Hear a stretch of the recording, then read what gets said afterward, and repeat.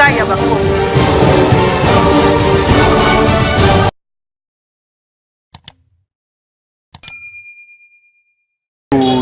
Kolukela bino moko oyo amesana. Donc comme d'habitude kolekaka et pas na biso na Congo à venir. Président René aza moko parmi ba président ya ba parlementaire debout ya UDPS awa na siège. Président René, bonjour. Bonjour papa journaliste, bonjour. Boni santé ya cash. Ndenge ni coalition na bino entre bino na bino cash na nous et puis entre bino cash na FCC. Ok, merci. Santé ça bien par la grâce de Dieu. Santé peut cacher ça bien, je pense que cache jusque-là problème est athée. S'il y a un problème, tu réussis. Ce qui entre cache FCC, je peux vous dire qu'il y a un problème, mais entre UDPS et cache entre nous, il n'y a pas un problème. Mais ce que je vais vous dire est que la santé de notre pays est allée bien. Le problème ne manque pas partout dans le monde, mais nous avons beaucoup à faire par rapport à la coalition.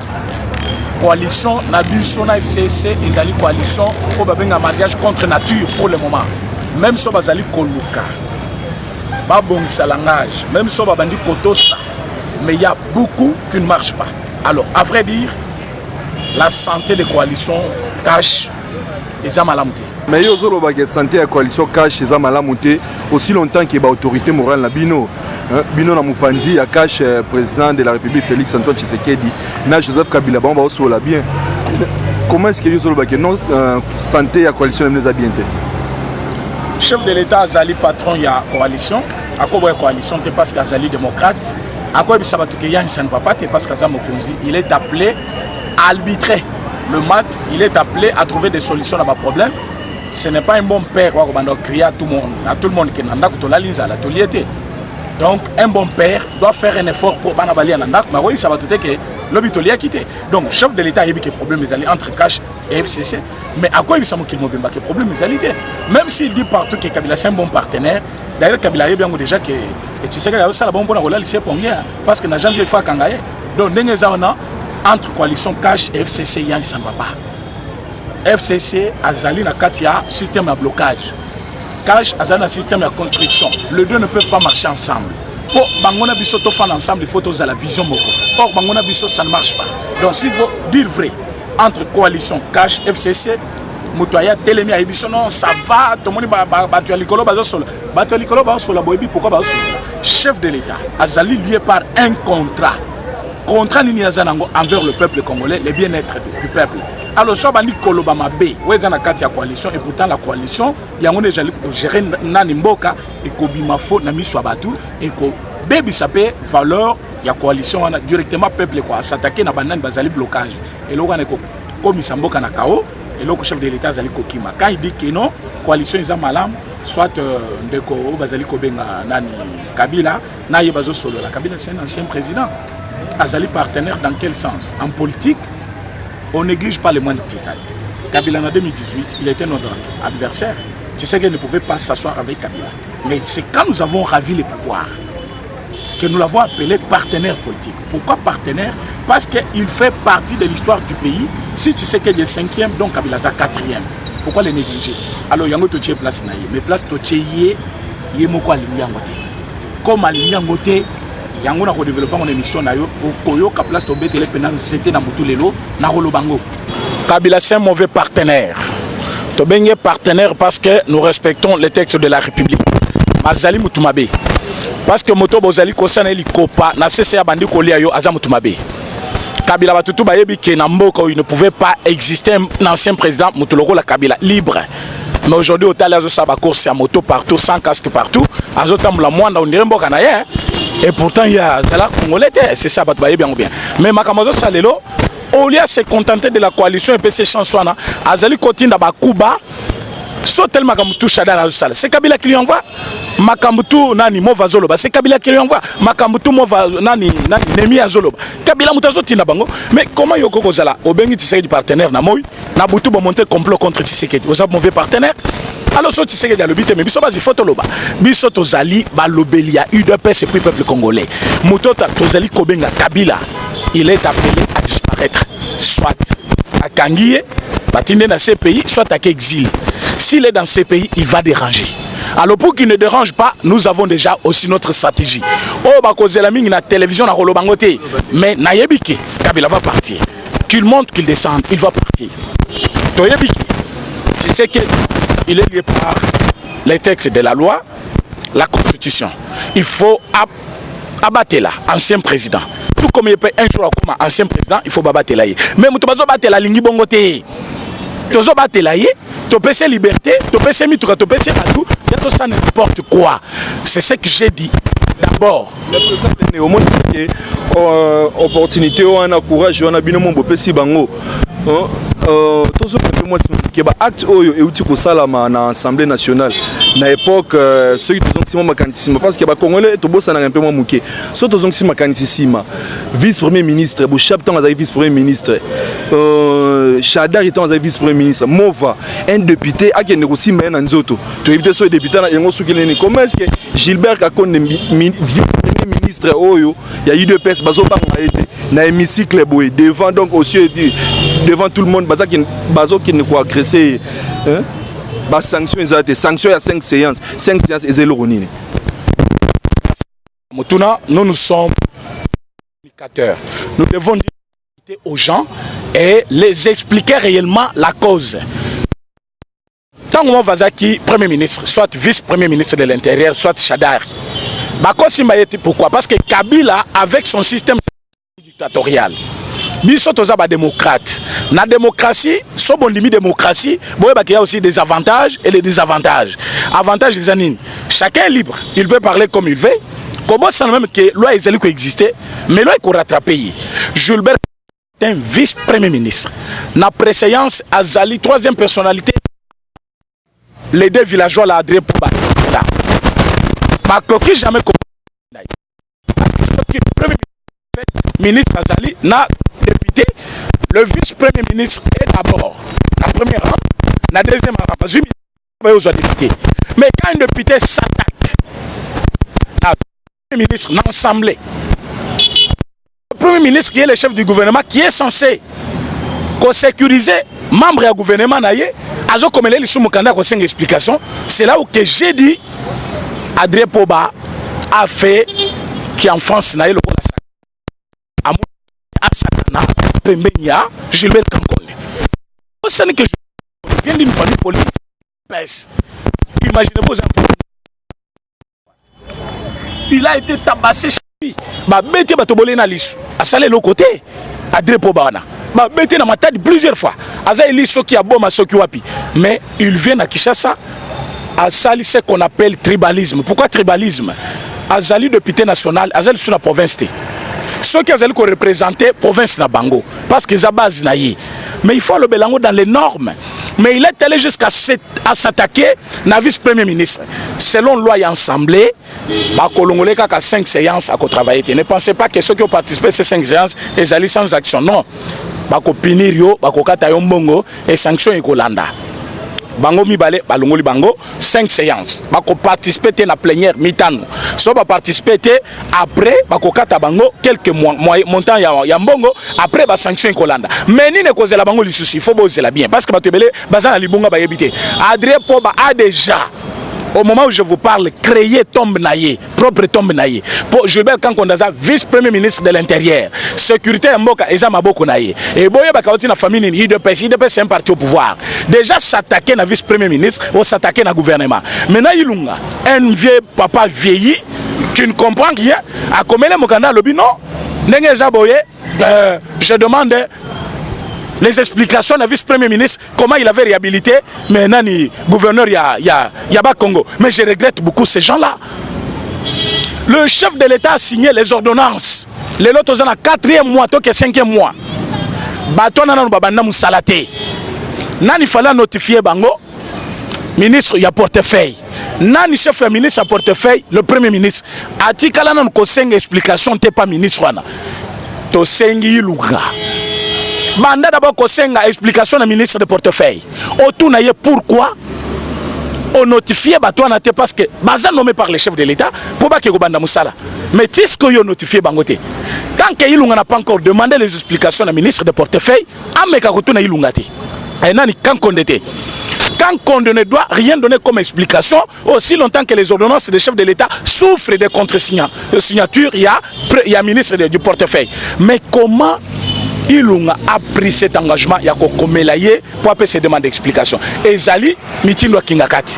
Donc Kingakati, en absence de Jean-Marc Kaboun, tango akendaki Rwanda afandisaki bureau politique na mobimba ayebisi Lunga ayebisi Mabunda alobi bozotikela yi de pesi tamula ya kosa musala tu sais que yaza déjà très fort libanda plus bango mibale bazala pe très fort c'est fini biso to échoué comment gagner Kanga Kabound Tala Kabound allait être en Namibie na mission diplomatique à représenter nation nani assemblée nationale mais ba 4e mission wana ba pesa ngo deuxième vice-président o les a rôle naie rôle ya premier président et assemblée mais balongo le rôle ba wana ba pesa ngo deuxième vice-président Mabound a changé G Olé atika la geste nenga zalaki a commis ko jouer G ya Kabili to yebisi Mabound zonga na bon sens sinon ko zoa makala ya moto na Mokongo parce que l'UDPS ne blague pas to pesi bino enane ne pensez pas que l'UDPS a commis chèvre azaka Lyon et là to yebisa bino ezanine yonde ko Mabound yonde ko Ilunga bo jouer G démocratique nenga bobandaki bazaki kimia bazotelela bino lelo tango bobungi bomoni ki batutu bazo courant okomi ko komela Jean-Marc Kaboun Mukanda a senga pardon au bureau politique et assemblée depuis quand le monsieur très fort l'étudiant le plus intelligent a tenu ba professeur retraite 4 jours Bobenga qui est étudiant, mais bien professeur beaucoup de retraite. Ce qui montre que qui sont Bokende pas embatté pour étudiant l'équipe Maël. Maza étudianté. Boy Bakaïtien, tu sais qu'il est déjà dirigeant à partir à Monen, c'est-à-dire il était déjà chef à l'époque. Tu as vu pouvoir car un étudiant. Alors cet étudiant là ne demandera jamais pardon tant que Bino Bosengina ne pardonne au peuple congolais. Pour que Kabound demande pardon. Na FCC soit na bureau et assemblée nationale, il faut que Kabila demande pardon pour la bataille sur Abomanako na Congo. Tant qu'il y a Bomi Bango, à 5 pardon. Au moment où nous parlons, UDPS milingeza kunati lelo, to lungulangote. Abomela biso batuna kati ya siège, bakeko yibate, bafingi ete mena siège, aya tumbi siège. Asambi samate, to tike le temps atamola na moto na yi. Président Abagi Makamouana, donc c'est déjà du passé hier à occuper un sous-souté. Parce que tout a Félix Tshisekedi, Aza seul contre tous. Donc Yemoro Aza ko se battre jour et nuit à Zolamuka. Même à Tabato Baza Pemena, on Baza ko aider, Tebiso to Moniango, Bane Bato Belé, ba combattant Baza na santé au Bandé ko Bunda chaque jour. Tilelo boutique na santé. Le peuple d'abord et commis les familles d'abord. Tout le monde a un autobombaté. Vital Kamere, Asali Mukanamu, ordre de mission en tête présidence de la République. Badaï dans Piana, moi, na Jibem Piana Nakati, na jet privé, Bazotam Boulambo, Angola, ou Keneso Nénine. Tandis que Banaï dépêche, Tilelo na Sanzete, Bazana Noir. Et là, on a eu un président de la République, Azaye Moko, Azo travailler Moko seul contre tous. Bozaou aidé. Président Zaye Moko, rectificatif. Président Zanabato, Azolo Bazana président, oh tout Batelemi Bazana président. Président Azali institution. Président Yebi Azosala. Lelo, ta mère a signé mission wana. Ezali mission où ezali ko concerner l'État parce qu'à Koufouta Mbongo naïe. Mais vous devez savoir qu'il n'y a pas un cabinet dans un cabinet. Directeur de cabinet, c'est d'abord un travail dans l'ombre et un chef de l'État. Normalement, il ne peut pas s'afficher, même Nenga s'affiche à Ghana. Mais parce qu'il a bourré de beaucoup d'intérêts, il apparaît n'importe où, même là où on ne l'a pas envoyé. Toyebike, Motuloko la caméra, Azalu, directeur de cabinet chef de l'État. Mais na katia cabinet naïe, il faut un bureau naïe privé. Na bureau privé, on nomme n'importe qui, atazamasi na yo, un bureau no privé. Bazo fout amaté par mois. Mais la mission diplomatique n'enga tindi bango na, bako fout par l'État. C'est là où nous condamnons et puis toujours de créer du jour au jour que Kamere Azali plus risé. Azali plus risé, Azo préparé plutôt électoral en 2023. Or, Aye Bayango Kobandalero Tilobi. Ezali sous Kamako Bombate, accord et Signamaki na Kenya, Ezalakali sous-souté. Soyez bien goté. Accord Ezalaki, tu sais quel chef de l'État, Kamer Premier ministre. Dès lors que Kamer a accepté d'être directeur de cabinet, cet accord tombe. Parce que disposition principale et accord, ils ont déjà violé. Alors s'il faut Zelake, un jour, bako soutenir par Tshisekedi en 2023 yango komi komanigancé partout nyonso na zoluka ba disqualifier Tshisekedi pour yetango akobima ba mone mutu malamu mais il se trompe. Il se trompe pourquoi? Parce que Kalaté même il va sauter. Alors soit zongi na bon sens té à sauter. Le chef de l'État a le droit de nommer et révoquer son directeur de cabinet. Ce n'est pas par un contrat. Donc denga zawana, je pense que à Kolungwa selon volonté à chef de l'État. Mais biso le kotozolo beza ke biso to IDPS. Même son chef na yekuna zolo bati ayeba ke biso to mona. Tozolandela de près. Tant ordre de mission est signé, mais biso nyonso tomoni. Tomoni mwana amida nakati o babota na jibe, yé moko amida nakati moi si na yé. Bon mais lui il a signé quand même. C'est un bureau politique na yé. Bureau privé na yé à kocha mutu nyonso swali. Mais pourquoi il ne prend que sa famille? Là c'est aussi mauvais parce que biso to ba démocrate. On a démocratie. Vous devez faire jouir tout le monde. Maintenant bateau ya tchewana. Même si c'est un bureau privé na yé. Mais pourquoi ne pas prendre aussi bateau mayele ya musika musika? Kaka mwana moi si na yé.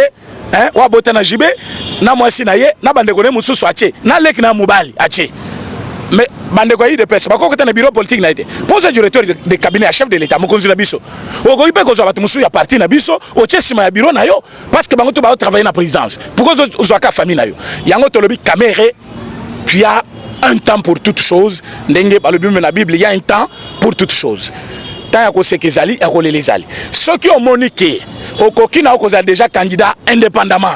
C'est le moment où on a la présidence, où on a préparé l'électoral. Mais ce qui est fandi, pour l'électoral, c'est-à-dire pour préparer la campagne président et Senga Kambongo. Yango komi kopé Sambongo Rabana, basi une façon de encadrer déjà famille nayo pour que Mbongo nyon sokozwa et ça la musano la campagne. Mais tu ne vas pas réussir. Pourquoi? Parce que tes alliés va respecter des textes, Tocheyo en quarantaine déjà. Au Kolunga présidence aussi en silence, l'engue tozu pouvoir en silence. Kabila kokende pe en silence. Tozu bisabilo makamunyon soyo, tobimisaka mo pambate, tobimisaki mo fouiner, les lobatunyon so bazu fouiner, bakomi kotambola nango. Quand nous avons dit que nous n'allons pas fouiner dans le passé, cela ne veut pas dire que Kabila ne serait pas arrêté, la juger. Parce que je vois beaucoup de gens qui s'enflamment. Oh, Tomoni, dans l'Union européenne, balongoli sanction à la mer Mende. Je vous dis ceci, mes chers internautes au Borolanda, Boye Bake, la mer Mende va assouplir peine naïe parce que le chef de l'État avait plaidé.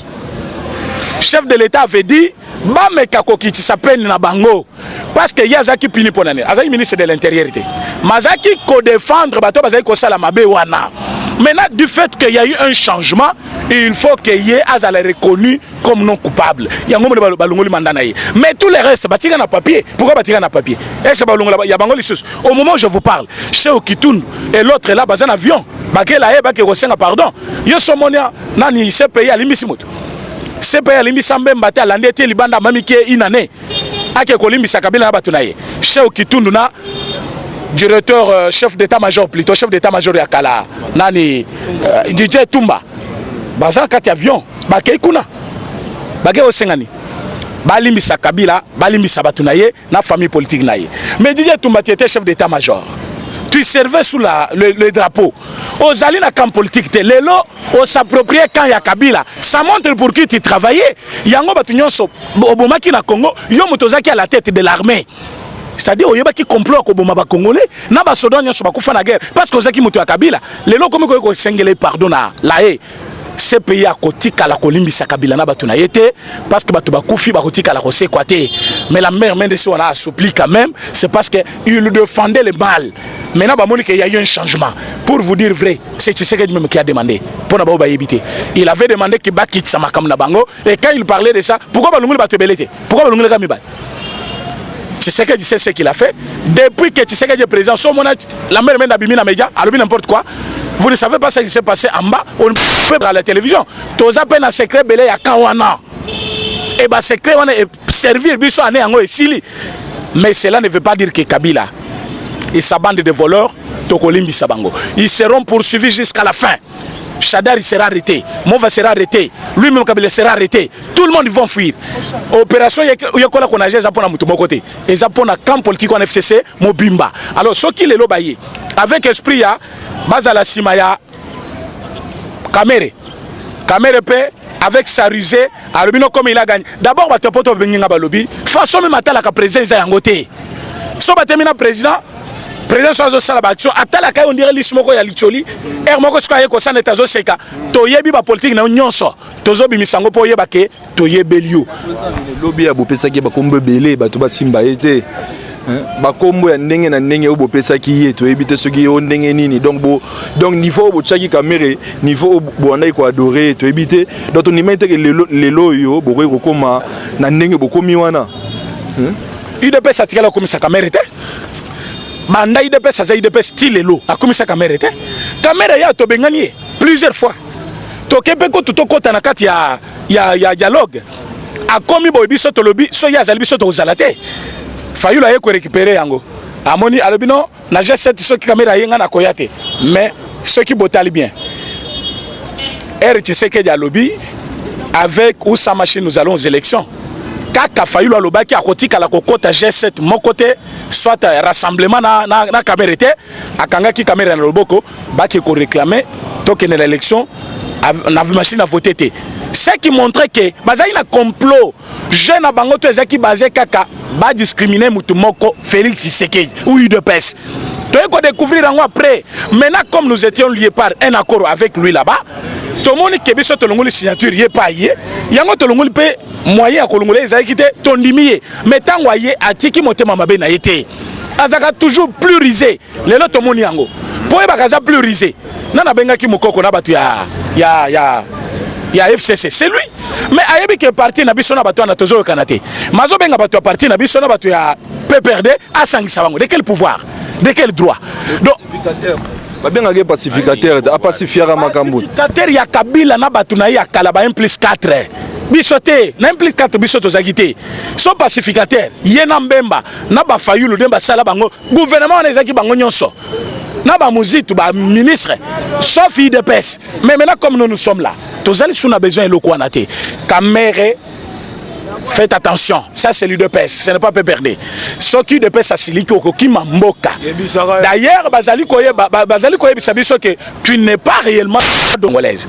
Tous allez koyo kango plusieurs fois. Alors c'est pour te dire que en tant que UDPS, tous allez ko douter ming makamoko mais au sala que aux ana même moral na président Nabiso. Alors ce qui est dans l'idée, il y a qu'on nuire mandat Nabiso to côté les melayo. Et Moukola n'a pas osé la route présenter. Alors c'est le moment. Et à la nomination nayo et puis hors de démission il y a Souka. Il y a Kocha batu na changa batu ya famille nayo, batu ya parti politique nayo. Donc batu y a Sénat batu ya famille non pas na président. Et bon UDPS. Et bon UDPS. Et bon batu ba koufela. Et bon bato est-ce qu'on va adhérer à la partie IPSIKA. Et bon bato bazali ko komisa Tshisekedi. Bon ko ça na présidence c'était ka famille nayo, moi si nayo bana nayo. D'abord ce n'est pas démocratiquement ça. Il ne faut pas faire ça. Nabiso bon, slogan il y a le peuple d'abord. Tobo ça nabiso parce que nga au niveau donc sentir luketo elingi déjà et tout ana. Dollar paye et commis déjà sur 17 000. Tobo ça slogan le peuple d'abord. Le peuple d'abord ne tombera jamais parce que c'est un slogan rénovateur ou épaissi de pèse l'élo élan dans le monde entier. Le peuple d'abord, Tolaxi Moukilmobimbake, Toza peuple d'abord à 5 choses. Je vais citer tout. Tu sais qu'il y a commis le pouvoir. Il n'a pas regardé sa propre famille. Il a d'abord fait makambo qui est nécessaire pour le pays. Et là, Liboso, Abosane Bemba Tatana pendant 5 mois pas Kundayang. Et là, la nomination à Sali, la cabinet naïe. Batoyi de pes bayaki après. C'est Kamer qui a commencé les autres. Tokeye loko ya Misatu. Vous verrez bien depuis qu'il est président, tigala koma na Kasaïté, province naïe. Banda Azali président Lelo, Asa Sali 4 tours l'est de la République. Mais na Kasaï on a combattu. Ce qui montre à la peuple que intérêt personnel ou privé. Le peuple d'abord Ozali Koloba. Dollar Kabilati Kango 167, 165. Ce qui déjà taux d'échange est 165. Taux d'achat c'est combien? 17 000. Donc 17 000 les atouts à l'éloté. Déjà Moututo a teka enfant. Pas somme à dollars. Maintenant somme déjà à 17 000 même 500. Donc les atouts à l'éloté. Mais il faut y avoir paix. Que ce qui moi ça je na 1 mois, 2 mois. Et Zali passe mon coin peu mouké. Mais soit commis na 9 mois. Pas ça j'aime et comme à Ramakasi. Pour nani parce que Zali douleur d'enfantement. Les lobbies sont à Congo.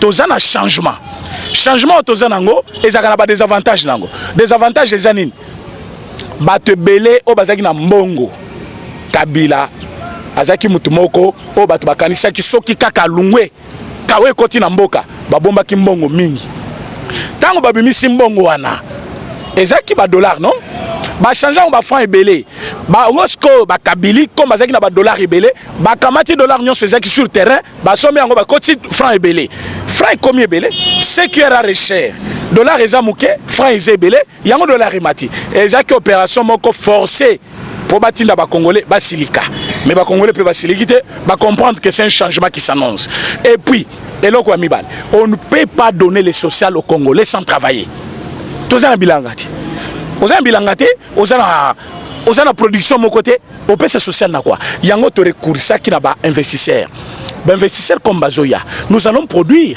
l'année 2010 et 2020 to na budget ya 10 milliards c'est différent année au tosali même pas 1 milliard pour année oyo est-ce que mutoko bisanga budget Tshisekedi a continué à pouvoir budget zaki prévu à 4 milliards 500 millions est-ce qu'on a produit ça?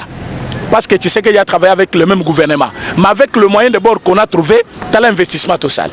Nous avons investi dans l'assaut des moutons, nous avons investi dans l'école gratuite, nous avons investi dans la construction d'écoles et rénovation à Banzelo et Koufaki. Dans cette même année, nous avons fait des grands travaux à Minene. Réfectionnement, il y a prison de Makala. Makamone est seulement 4 milliards 500 en athée. Mais nous avons fait tout ça, c'est-à-dire nous avons dépassé même budget Bango Batikaki. Mais quand nous sommes allés maintenant, comme nous sommes en train de partir plus tôt, en 2020, nous aurons un autre budget. Budget on a comme cause d'application en 2020. C'est-à-dire année 2020, vie à 2020, en 2019 et aux années mon côté. C'est-à-dire nous allons souffrir en 2019, en 2020 à souffrir mingité. Parce que nous aurons un autre budget. Qui dit budget, c'est-à-dire quoi? C'est un programme. Il faut tout le cas mobiliser. Mon soit dans la caisse de l'État pour tout ça les langues. Or, quand nous regardons bien, nous voyons que il faut mobiliser Mbongwana. Bangonyon somiyibi. Yango lelo. Ton nommé la journal officiel. Quand le chef de l'État nomme un mandataire, Moutouface a publié Yango, c'est le journal officiel. Parce que cette structure, il y a chef de l'État, la présidence. Mais tout le monde qui est kabiliste, chef de l'État nommé Moutounaka, PCA, Yamiba, Nani, Jekamine, PCA, SNCC, à cette publication, mon côté, Batoubaye bien côté, Batoubaye prendre en haut, Namonoka Batou à Palou, Nala Mouka. Mais aujourd'hui, nous avons nommé pourquoi? Nous avons nommé ce monsieur-là. Il est d'élu de PES. Moi, Djanvita. Nakatia, journal officiel, pour tokolongola ba mandataire nyon sur l'État. Tokocha ba mandataire ya Sika. Ba mandataire ya Sika sont nommés yo lelo. Kaka na butu wana journal officiel est publié. Ce journal officiel a publié. Yo ministre a portefeuille au notifié peuple congolais en zoto na yo. Ce qui mène à toyer, Torotuno pourquoi publier yango te, pourquoi otiga sala musalate le même jour bakangiyo. Alors vous verrez que changement est à la totale parce que Mbongo et Outaka na 4 régies financières. DGI, DGRAD, OGFREM et DGDA. Alors biloko on a tous les 4. Et Zalina Maboko ya miyibi. Yo comme ya Congolais ceux qui rogiza so rogiza. Ouais comme Congolais. Est-ce que l'on mutu est-ce que mutu na Congolais? Est-ce que mutu na ko produire Mbongo pour na Congo? Alors comme bisoto yebi que régie financière pour bango ba ministère des finances. Mais on Mbongo ekota na finance et Outaka wapi? Na ba régie financière. Mais ba régie wana tout et na maboko na bango kaka. Oh bazo sala biso to yebite makamusu baye baka soki okoti ofana ibonga Tshisekedi a eu une année ya kofanda na ibonga pour na koyeba réellement ce qui se passe, raison pour laquelle atika ki bango nyonso pour yeba réellement qu'est-ce qui se passe. Comme maintenant au courant de tout, Kabila va sauter, ils vont apprendre à nager. Kola konager na lingala konager na bango sikoyo kozala ndenge nini bazo nager bazolela biso tozo nager tozo seka biso tozo poto kanga yo mais yo zolela poso bazwinga ya liwa mais kuna pe mai kilo maboko kilo mutu pe na sima odindi mala moko eloko to yebisi bango c'est le moment ba pona ba pays ba kende soki baboy ko kende batika la gestion de la chose publique libre soki bazawa na pona ko tia biso des ordres ba koyoka son et jour wana mutu akobenga mutu akozalate mutu akolimisa pe moninga akozalate. Merci beaucoup président René. Merci Naning aussi au PSABSO opportunité autant na yo aussi au disposer temps na yo mais na 10 secondes tout monde fait moro ezo circuler que président République salaire né comme et recoma 15 000 je crois 800 quelques dollars boy ce que c'est solo acte yo registre mon ngeni ngai na travailler kana ba rumeur ce qui peut bien circuler le chef de l'État avait dit salaire na ye mutunyon soit koyeba yango tant que le chef de l'État a lobina no un dernier moté c'est-à-dire mukolo akolinga salaire na yebana Congo mobima to ba salaire na parce qu'il avait promis mais chef de l'État zali kolute nde ba ki sa salaire ya batu nyonso ozali ministre salaire ekita ya yepe ekita tous les Congolais va vivre na même niveau c'est-à-dire mbongo ezali kofutama na chef de l'État na ministre na député différents soit na efuta pe ba Congolais mususu na Congo je vous dis to futa na ba chômeur pour chef de l'État a kosala ke batu ba ina politique ba sali politique azana besoin ba ki sa salaire ya député ba ki sa salaire ya ministre donc yo moko mitale na commerçant na politique na ke osala nini ne azana besoin ba ministre batongi banda ko belé muto na 35 000 $, 45 000 $, chef de l'État lobi ba ki sa yango ba 7 000 $, député ceux qui 4 milliards yo moko lobi azota 15 milliards mais jusque là ce n'est pas encore rendu public, c'est une proposition. Il y a un monument na campus, na ba institution sur l'État. Papa, ceux qui ont acquis ici aussi, ça n'a nous été eriango. Zonga université. Minerval ou mbongo nyon sur ba 5 francs académiques. 164 000 francs congolais. Donc au fouti na yo, au fande ane mobimba ya école, au bimi licencié na 164 000. Papa. Au mona mwe pa kabila muto atanga azana mayele ya bato il faut batanga les sociaux bato bazo koluka yango wana école primaire gratuite université moins cher okotanga te ponani donc bana na biso bakoza la pena bango nyo so docteur moka mobimba donc tu sais que bon ici déjà mboka en avance pour mboka koza la diriger na ba docteur na ba docteur ba gradué bakoza la te pour classe ça ofele déjà alors comment voulez-vous social les athées bana ba otanga ofele social les athées na nena bokomona est-ce que bana tu sais que bazotanga na université ah mais parce que Kozoma muke na bango soza ministre zombo no muke mais tikela pe congolais tant vivre mais ba malingi nini nyonso bango bazwa député azozwa 14 milliards 13 000 nani ministre 25 milliards 35 000 qu'est-ce qu'il a fait alors problème na biso ezali batu nyonso wana biso peto vivre, le petit peuple. Les social que vous voulez, c'est ça. Salaire nabino ekita pour peuple congolais, azwa na dividende wana. C'est ça. Le reste ya bino wana et refout à peuple congolais. Yomoko zo zo ebele. Mongo nyon salete zo sila na ministère. Ezo sila na présidence. Bango bazwa nini? Adré po keba na yo et puis azalamba souka ya ko agresser physiquement le vice-premier ministre. Selon préséance azali mokonzi na yo. Au coquille jamais touché en public et puis la politique babundaka na makofité zala na maîtrise au saccagé ya Kabili o bozaki na ejo muso ya Miss Minino wana bayebisi biso ke yenda bundisa mwana semi jusqu'à la fin azwaka jouer ya Kabili ba pesa ka mbongo yango bosale loko bosale d'abord les tribalisme po bolakisi ke boza député ba Congo et pourtant député za national mais tant yo les gens kaka circonscription na yo parce que ba voter ki okuna ça montre que tu ne peux pas parler pour l'intérêt du Kassai comme oyebiki vice-premier ministre Azana Katia Moubekou naye parce que lui n'a constaté que le gouverneur n'est pas ni condamné ni acquitté mais il est suspendu comme 3 mois ekoki teye mati mutuana OK ko agresser pourquoi zongisi bino baza ba député oyebi mi ça ba député provinciaux ba invalider situé dans le parlement provincial. Tu ne peux pas agresser les chefs, les vice-premiers ministres. Mais aujourd'hui, le premier ministre a outil la famille politique la Congo. Le but a dit pour Zonga Congo. Pour autant, la Kinshasa, tous a besoin de Kimia et Zala. Au Senga pardon publiquement. On les gagne RTNC, pardon. Pour sinon, au moins, on va comme la biso mais le lot de la janvier.